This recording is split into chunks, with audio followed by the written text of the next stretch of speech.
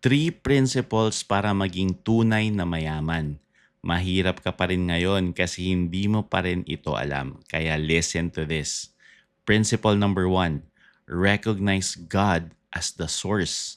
Deuteronomy 8:18 ang sabi, it is God who gives you power to create wealth. Hindi trabaho or business or investments or clients mo ang source, si Lord. And to truly understand this is by giving the tithe. Proverbs 3:9 ang sabi, honor the Lord with the first fruits. Principle number 2, receive the blessing, not just working hard.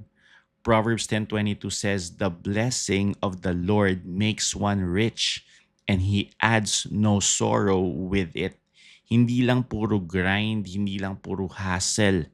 May blessing si Lord na nagpapayaman without destroying your life.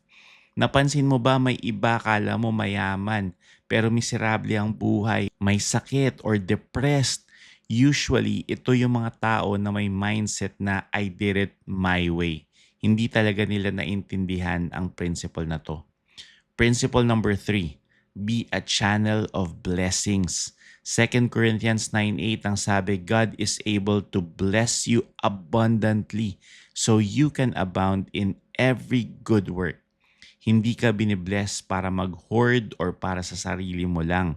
Binibless ka para mag-flow sa ibang tao, sa pamilya mo, sa friends mo, sa church, and to many more na inilalapit ni Lord sa'yo.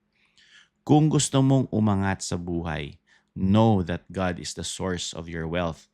Receive God's blessings. Be a channel to bless others. Believe in Jesus, my friend. Siya ang dahilan ng tunay na yaman sa buhay mo. Like, share, subscribe, and comment this. I am blessed to be a blessing. God bless.